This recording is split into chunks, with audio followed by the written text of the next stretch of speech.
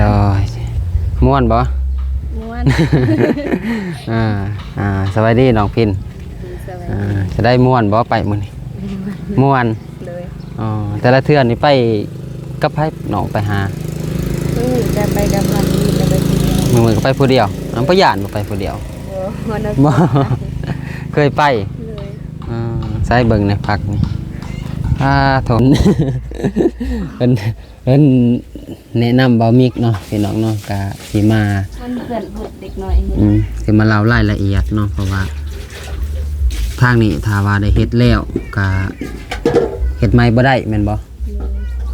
แต่ว่าเฮ็ดใหม่บ่ได้พี่น้องเอ้ยแต่ว่าขี้นี่โอ้มีเฮ็ดข้าวนำอีกมีหันตุกเลย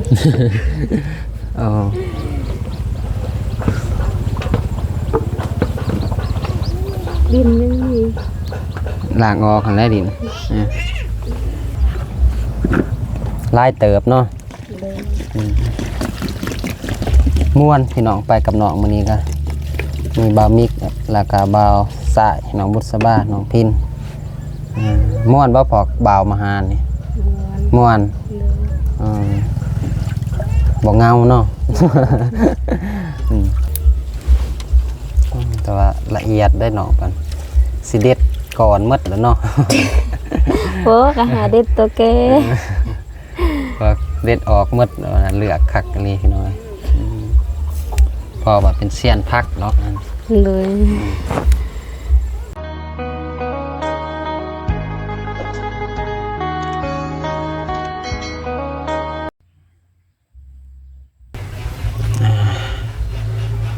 เปิดภาพมาพี่น้องเลยมื้อนี้ก็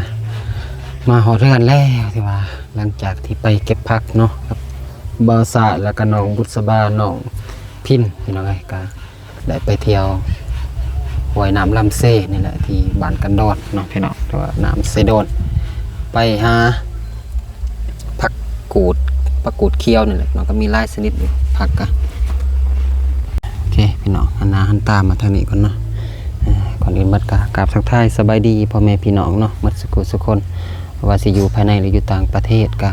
ยินดีต้อนรับเข้าสู่2 บ่าวมิกแชนแนลพี่น้องก็ม่วนพี่น้องไปมื้อนี้ก็ม่วนแต่ว่าได้เที่ยวชมธรรมศาสตร์ดังจากที่บ่ได้ไปเที่ยวธรรมศาสตร์ก็ดนแล้วเนาะจะได้เลาะห้วยเลาะหองมื้อนี้ก็ทางน้องพินเพิ่นก็ได้พาไปก็ม่วนพี่น้องเอ้ยไปมีแต่สิไปถามน้องเพิ่นว่าสิเฮ็ดแนวใดเนาะไปโอเค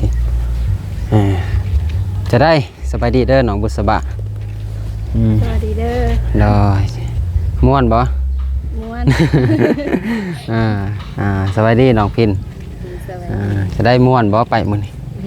ม่วนเลยแต่ละเทื่อนี่ไปกับไผน้องไปหาจะไปกับมันจะไปคนเดียวมื้อก็ไปผู้เดียวบ่ย่านบ่ไปผู้เดียวบ่เคยไปเลยใส่เบิ่งในพักนี่โทพี่น้องนี่เอามีจักสนิดผักนี่ชื่อบ่ มีลายอยู่ได้กับเบิ่งนี่โอ้มีมักแข้งผักกูดผักน้ำตัวนี้เพิ่นรู้จักบ่ฮะตัวนี้หยอดเครื่องหยอดเครื่องเส้นได้กินนี่ซุปเลยซุปเคยเฮ็ดแต่ซุปบ่ได้เฮ็ดอย่างอื่นบ่ผักนี่เคยแต่ซุปแซ่บบ่แซ่บเพราะว่าดอกน้องยังมักไปประจำบ่ตามแต่น้องรู้จักมานะไปประจำเลยบ่มีแนวกินบ่โดยกันไปประจำก็บ่ได้เฮ็ดนานพักนานซังเนาะแต่เฮานี่ก็มีแต่ผักหอมนี่ซื่อๆบ่มีขนานบ่ได้เฮ็ดหัวบ่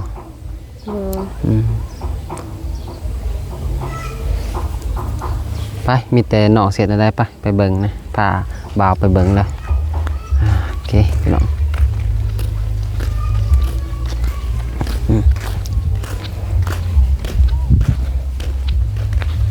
ล้างมันก่อนได้เนาะ บ่ล้างบ่ โอ้ล้างอยู่เทั้งเฮือนไปเดี๋ยวเบิ่งสีมือน้องเพิ่นพี่น้องโอ้หักไผ่บ่ทันดังเนาะ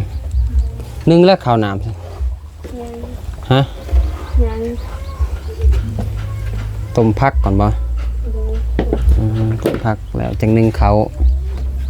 อืม ติดเขาก็บ่เฮ็ด อ่ะเขาบ่เห็นนี่แหละ TFC เพิ่น เพิ่นแนะนำเบามิกเนาะพี่น้องเนาะก็สิมา มันเกิดบุดเด็กน้อยเฮ็ด สิมาเล่ารายละเอียดเนาะเพราะว่า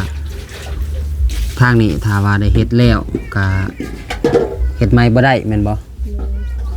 แต่ว่าเฮ็ดใหม่บ่ได้พี่น้องเอ้ยแต่ว่าขี้นี่ถ้าเฮ็ดใหม่ก็ต้องได้อันนั้นเนาะตามพี่ตามคลองเข้าหั่นละโอ้มีเฮ็ดข้าวนำอีก มี อืม หันตกเลย อ๋อ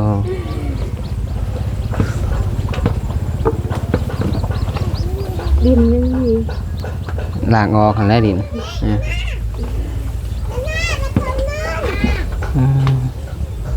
นอกเกยเนาะยังแนนอยู่บ่ใหม่ระวังได้หยัง โอ้ย บ่มิกเบิ่งนี่คือว่าอยากดอกหมดเลยนี่โอ้พี่น้องเอ้ยนี่เห็นเนาะลายเติบเนาะ เลย ม่วนพี่น้องไปกับน้องมื้อนี้ก็มีบ่าวมิกแล้วก็บ่าวสายน้องบุษบาน้องพินม่วนบ่พอกบ่าวมาหานี่ ม้วน ม่วน เลย บ่เงาเนาะ บ่าวก็สิมักหยอกน้องเพิ่นแน่พี่น้องเอ้ยเบิ่งน้องเพิ่นสาวลายกับอีต้น หญ้ายังมี เก็บเลยหญ้ากะ โอ้โหใครเก็บเลย สงสัยบ่าวสายว่าจ้า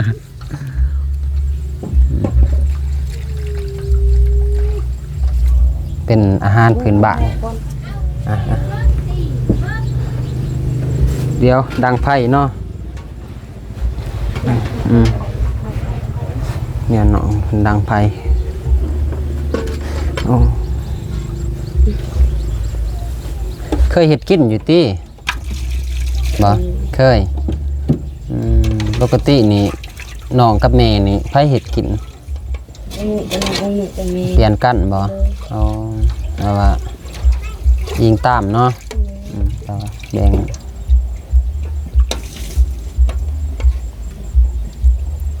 เฮเละสักนิด มันงามเด้ เก็บยาวเนาะน้องเพิ่น ความงาม สะออนเพิ่นเอาไปเก็บผักมันนี่แต่ละเทื่อไปเก็บนี่บ่ม่วนเนาะผักบ่ออกปานนี้พี่น้องไปมื้อนี้เอาผักออกหลายดี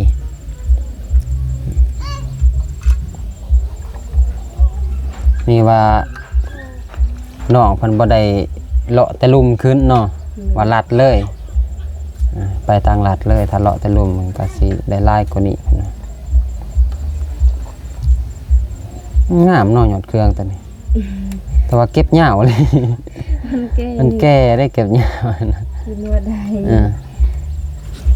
ใส่เลยใหม่เลยใส่ใหม่นะ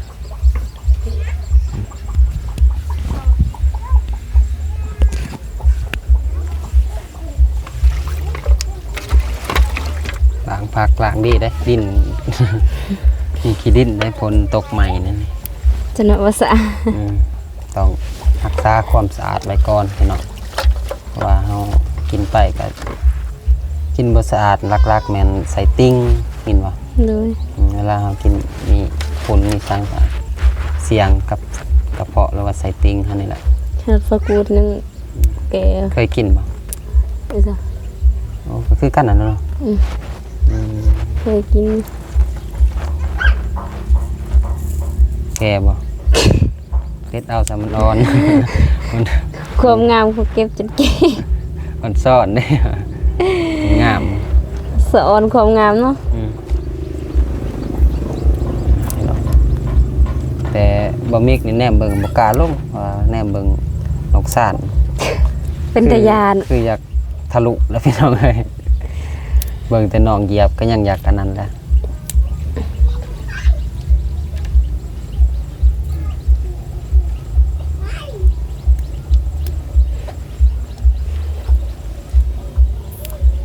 พอดีได้กินแรงน้องไปหากันแต่ว่าละเอียดได้น้องกันสิเด็ดก่อนหมดแล้วเนาะ โอ้ก็หาเด็ดตัวแก ก็เด็ดออกหมดแล้วนะเหลือกคักกันเลยพี่น้อยพอแบบเป็นเสี้ยนพักเนาะ เลยเก็บแค่พูดก็เด็ดออก บอมิกและเก็บแกนั่นออนซ่อน นี่ ออนซ่อนเห็นมันงามพี่น้องไง อ่อนว่ะ ได้คือกันตกมันกะได้กัน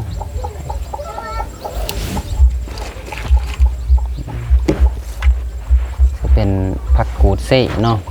เลย แล้วก็มีผักน้ำผักเครื่องมักแขกพี่น้องพอดีสีสนิทเนาะสีสนิทผสมกันพี่น้องมันจังแสบแต่ว่าซุปแต่ผักกูดกับผักกูดเคี่ยวนี่ก็บอกปันได้เนาะ ผสมเอาแซ่บกว่า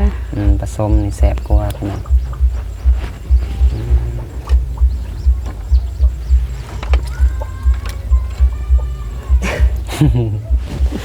ความสอนความงามความยาวได้ นี่เขาเริ่มจับงัวนะแต่ว่าเขาบ่จับงัวนี่หากินยากแม่นบ่นี่เขาจับงัวนะพี่น้อง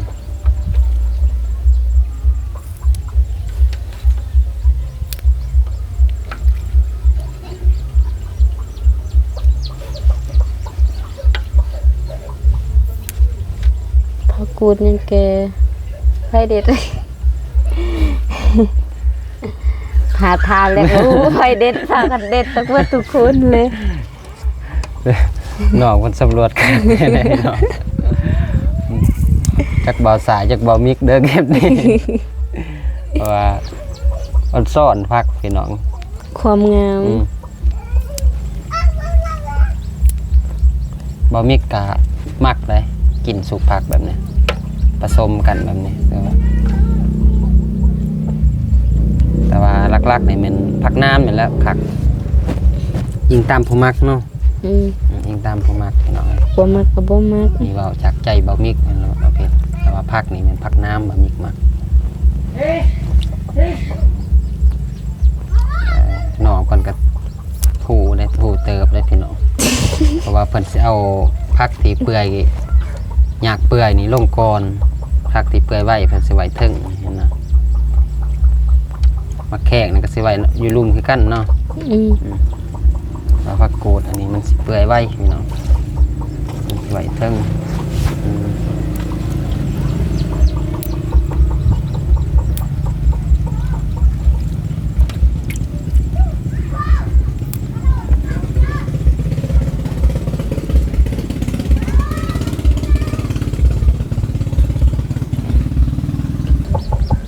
โอเคพี่น้องพอดีเกือบเต็มหมอเนาะ มันก็เบิดเลย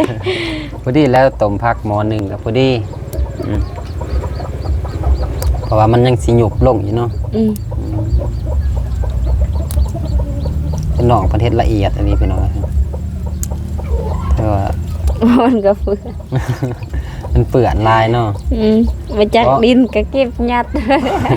ฝนมันตกใหม่เด้ดินมันสิผงใส่แน่ว่าเก็บผักอยู่แคมเซ่พี่น้องจะเบิ่งหนองพันธุ์ของมือดีเลยการเด็ดผักนี่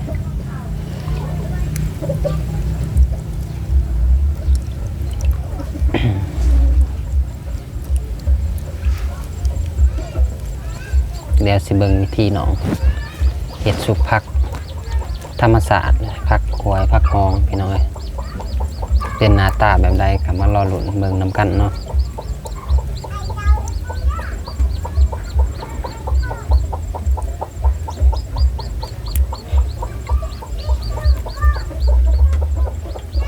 น้องคิดอยากเฮ็ดบ่สวนขวา อยากเฮ็ด อยากเฮ็ดบ่ เลย อืม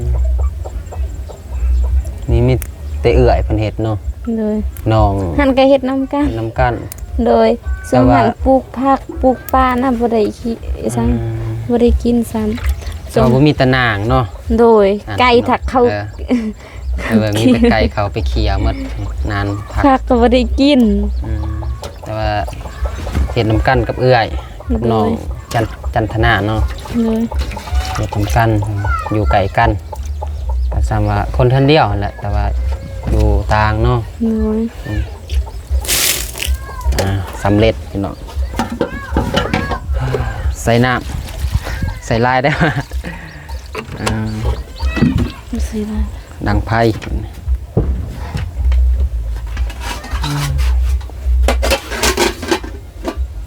นี่เป็นนาง แต่ไป มีนางอยู่ได้พี่น้องไงนางทาง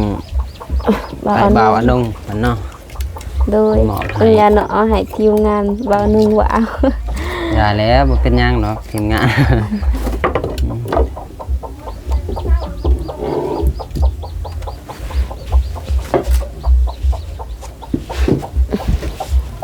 คือว่าแป้งเฮือนแป้งซ่านนี่แป้งตัวถีบตัวแดนก็บ่ได้เด้น้องๆเนาะ บ่ บ่ได้บ่ บ่ โอ้ ขนาดตียังบ่ได้ บ่ได้เนาะ บ่มันสิผิดชีวิตหั่นนะ ถ้าว่าเฮ็ดใหม่ก็ต้องได้อันนั้นเนาะ เลย ได้เคาะก่อนพี่น้องเอ้ยแบบคือบ่าวถามเด้อสมมุติว่าเฮาอยากเฮ็ดขี้ใหม่นี่ได้บ่ บ่ บ่ได้เลยเหรอ บ่ ถ้าว่าจะพอง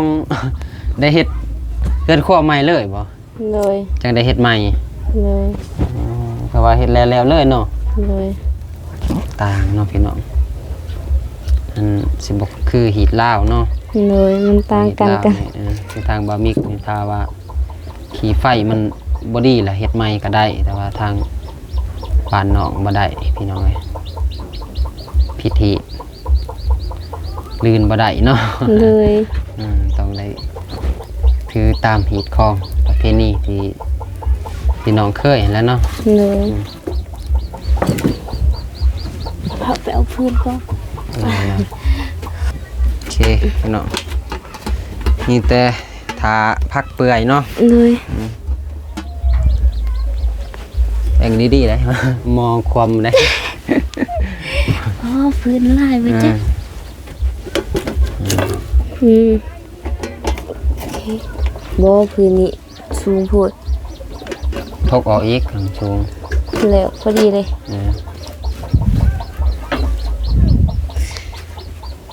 ตอน เจอเงินครัวเด็กน้อยเฮ็ดเปื้อนบ่สิปาดกับฟันบ่เป็นนะ ได้แล้ว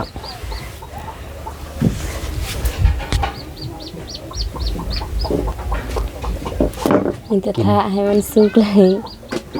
น้องใส่เครื่องหอมยังไงสุกผักนี่ บางมื้อก็บ่ใส่ บ่ใส่ เลย โอ้นี่แต่ว่าใส่มักพริก เกลือเป็นนัว เมิด เลย ก็ยิงตามเนาะ เลย แต่ว่าทางน้องสิ อัดสิบ่มี บ่มีเครื่องหอมพี่น้อง แต่ว่าทาง เฮ็ดแบบง่ายๆเลยนะ โนว่าทางบะมิกนี่สิมีผักอีคู่ใส่ตามผู้มักเนาะ เลย ตามผู้มักแต่ว่าบางคนก็ใส่ผักอีคู่หอมเป้แล้วก็ผักแพรว3อย่างเขาสิใส่ ผักกาดแฟง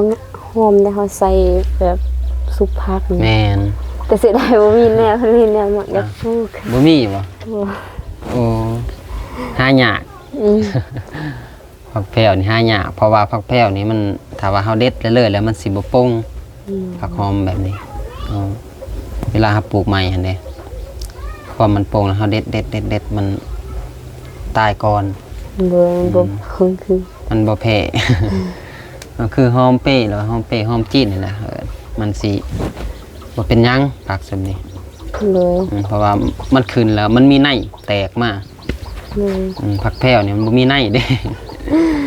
อั มันอาศัยแต่ว่า เด็ดได้ตายนั่นน่ะเอิ้น อาศัยแต่ว่าเฮาก้นไปปลูกเอาหั่นนะ เลย เอาแบบเอาง่ายๆแบบตัดเอาไปปลูกมันบ่คือหอมเป้เนาะหอมเป้มีในเฮาเอาในไปหวานคือจะปลูกบ่ จักผู จะปลูก แต่ว่ามีแนว หายากอะอยู่เฮือนบ่มีก็ยังบ่มี มีอยู่ก่อนนิดหน่อยแต่คือว่าแล้วคือบ่มีเว้าอันนะมันกินบ่ทนมันบ่ทนเฮานะ คันลายแบบเป็นน้ำยังไข่อยู่ได้ ถ้าได้เฮ็ดโอ้ข้างนอกก็มักใส่บ่ มักสวงหั่นไอ้ซังมีปลูกป่าพอดีน้องมักเด็ดใส่ โอ้ดับ ห เล อย มเดี๋ยวนี้บ่มีเลย ขนาดแนวยังหาบ่เห็น เน้นน้องกินเก่ง เพราะเวลาแบบส่วนหลายหันกินผักนะ อ๋อ พอดีสุกก็เอาผักเอา เพราะว่าดอกเนาะ อืม น้องเพิ่นมากินสุผักผักแผ่วจนเป็นน้ำบ่ทันเนาะ ยังทันฟงไปเด็ด ผักแผ่วตายก่อนบ่ทนน้องกินสุผักคู่มื้อนั่นเองว่า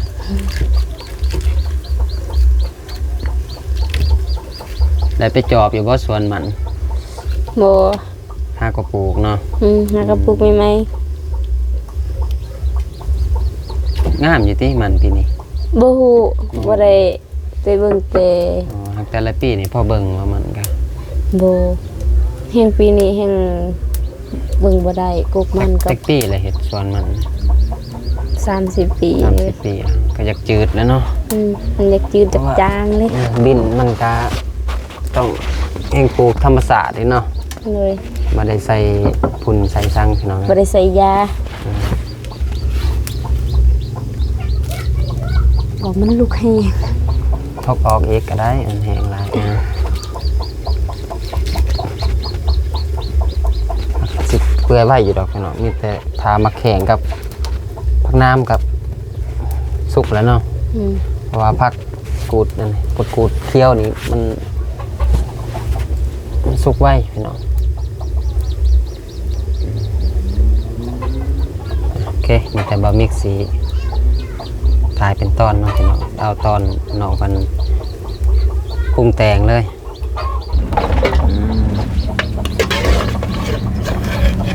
สุกเรียบร้อยพี่น้อง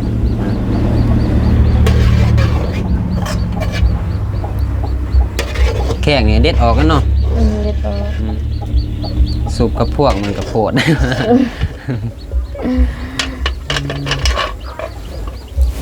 พักอันนี้เปไล่กับบกคักซ้ำผู้ดีอยู่ตามเบิงผู้ดีบ่ พอดี ผู้ดีซ้ำนี่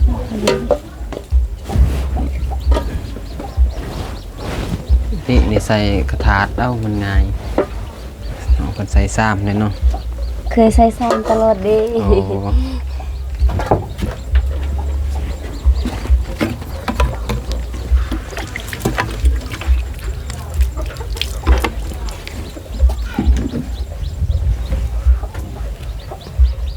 บ่ได้มาเข่าบ่ บุกกันจะไฟไหลกินตำลัง กินข้าวเย็นบ่ คือซีเมนต์เขาเย็น ข้าวเย็นเอา พวกขยันพวกน้องบ่ได้มาเดิ ข้าวลาย มาเท่อหนึ่งแล้วเนาะ เลย แต่ว่าข้าวแรกนี่บ่ได้หนึ่งเคยหนึ่งอยู่บ่ข้าวแรกหนึ่งอยึด เคยอุ่นเคยนึ่ง บางมือก็คันข้าวบ่พอก็ได้มาเนาะ โดยคำก็มาเลย โอ้ เพราะว่าบ่พอนี่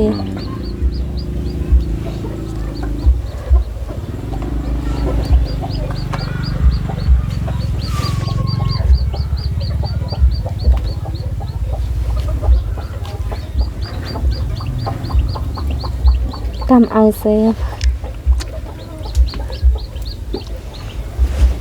นี่พี่น้องปิดมาแข็ง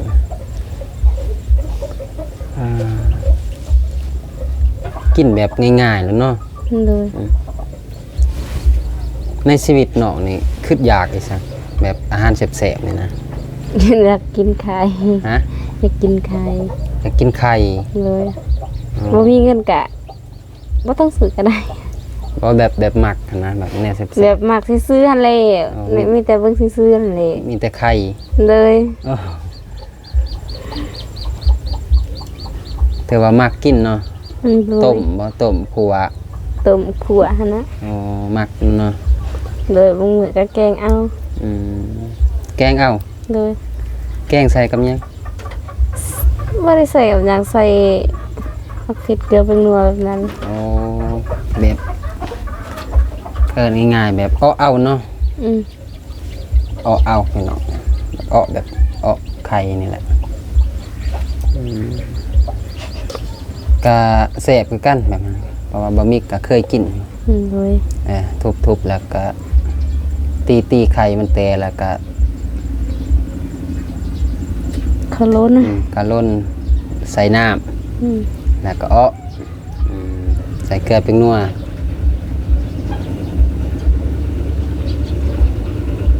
ถือว่าไข่นี่มันมักแล้วเนาะ เลย มีเท่าใดก็หมดบ่ เขามักเด้อ ของมัก แต่บางสิซื้อนะ อืม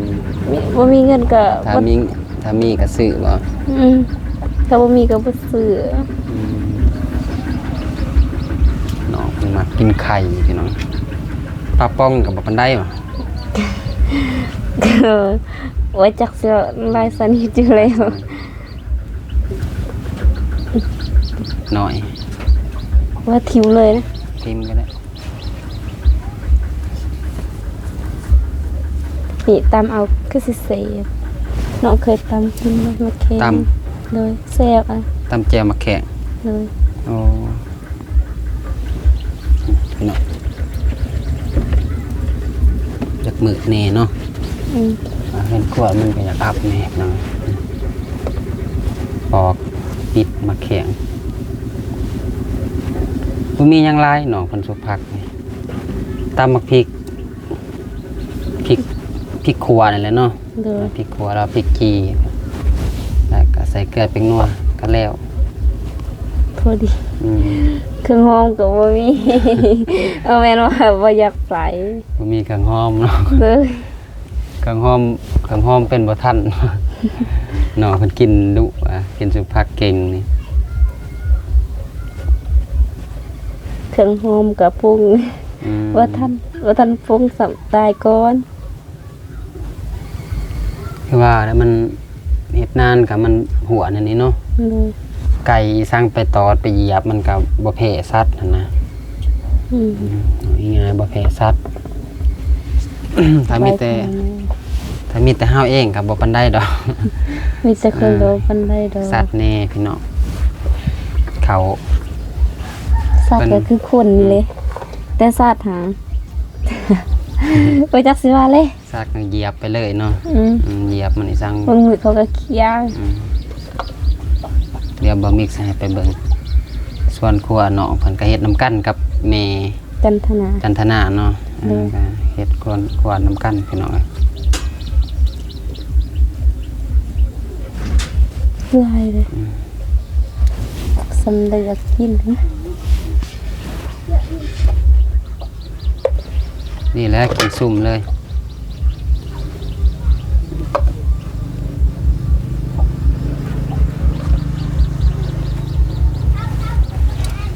มื้อนี้กินอาหารเจ กินอาหารเจก็กินแต่ผัก หายังได้ก็กินตัวหันเลยกันหาของแซ่บได้ก็กินของแซ่บผักก็แซ่บได้ แต่ว่ากินง่ายเนาะ โดยกินง่ายอยู่ง่าย กินง่ายอยู่ง่ายเนาะเพิ่นก็บ่ได้เลือกอาหารมีหยังก็กิน ทะเล กินสำพ่ออยู่ได้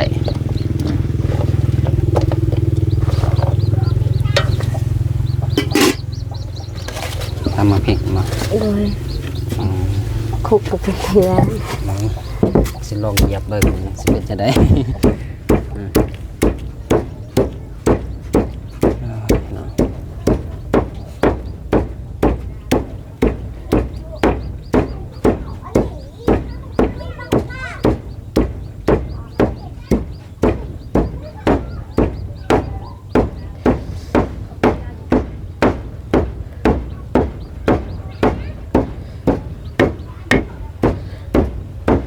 ากไปทำบุญวันเสาร์เนาะ ตอนแรงมาหาพักน้ำกัน ตอนแรกน้องก็เซอร์ไพรส์พี่น้องเอ้ย สะพายไปหาพัก เซอร์ไพรส์ฟ้าทีมงาน ไปเลาะหวยลำเซที่ว่าน้องเคยไปแหละแต่หน่อยเนาะ เลย เคยหาอยู่หากินเคยลงหวยลงหองเก็บผักนี่แหละพี่น้องเอ้ยเฮ็ดจะได้แนวเฮาบ่มีเนาะ เลย บ่มีคือหมู่น้องเพิ่นก็ หากินอันนี้เลย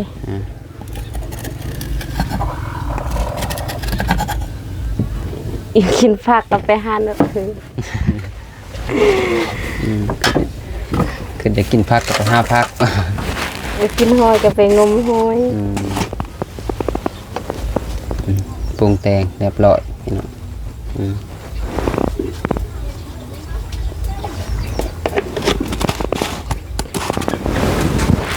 สบายการอยู่การเป็นอยู่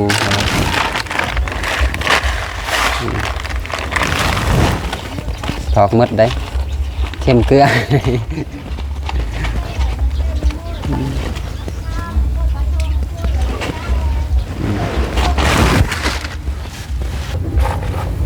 เรียบร้อยพี่น้องปรุงเรียบร้อย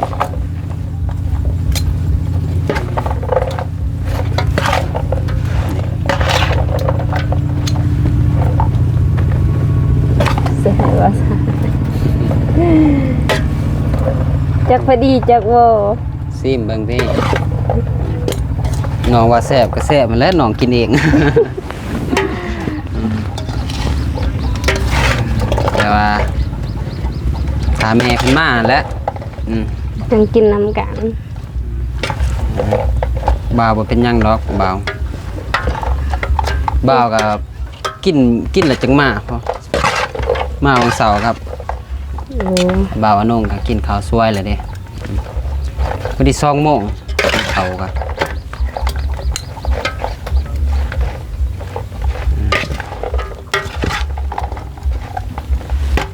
แล้วบ่ เลยแล้ว จะได้ พอดี พอดี นึง ลองบ่เห็นเลย โอเค เลย คลิปนี้ก็บ่ได้มีหยังพี่น้องเอ้ยน้องเพิ่นเฮ็ดกินแล้วว่าสุกพักนั่นแหละเนาะ เลย ก็มีแต่บามิกก็สิได้จบคลิปก่อนเด้อ เลย มีแต่ถ้าแม่น้องมาพุ่นละจังกินนำกันกับเพิ่นเด้อ โดย ก็หากินเลี้ยงครอบครัวเนาะ เลย ก็มีแต่จังซั่นแหละบามิกก็สิได้ลงไปก่อนเด้อ เลย เด้อโอเคพี่น้องบ๊ายบายติ บ๊ายบาย FC เลยโอเคพี่น้องคลิปนี้ก็บ่ได้มีหยังหลายเนาะก็เบิ่งน้องเพิ่นสุขภาพแล้วว่าการเป็นอยู่แล้วว่าการกินกันยากของน้องเพิ่นนี่แหละพี่น้องเอ้ยแต่ว่าน้องเพิ่นกินตามมีเนาะแต่ว่าเพิ่นก็มีแนวมักอยู่ได้พี่น้องแต่ว่าเพิ่นมักกินก็แม่นไข่พี่น้องไข่ไก่นี่แหละเพิ่นมักกินถ้ามีโอกาสแล้วถ้ามีงบเนาะบ่มีก็สิได้ซื้อไข่แล้วว่ามาให้น้องเพิ่นนั่นแหละเห็นน้องเพิ่นว่าอยากกินไข่พี่น้องเอ้ยโอเคพี่น้องคลิปนี้ก็ขอบใจเนาะ FC ทุกท่านหรือผู้ใหญ่ใจบุญเนาะที่เข้ามารับชม2บะมิกเนาะก็ขออวยพรให้ FC ทุกท่านจงมีสุขภาพแข็งแรงปรารถนาสิ่งใดก็ขอให้ได้สิ่งนั้นให้สมดังใจปรารถนาเฮงๆปังๆเนาะพี่น้องเนาะคลิปนี้บะมิกราคาสิได้ขอตัวลามีแต่ไว้พบพอกันคลิปหน้าเนาะพี่น้องเนาะก็สิอัปเดตต่อๆไปนี่แหละพี่น้องเอ้ยคลิปนี้ก็สิขอกล่าวคำว่าสบายดีเด้อพี่น้องบ๊ายบาย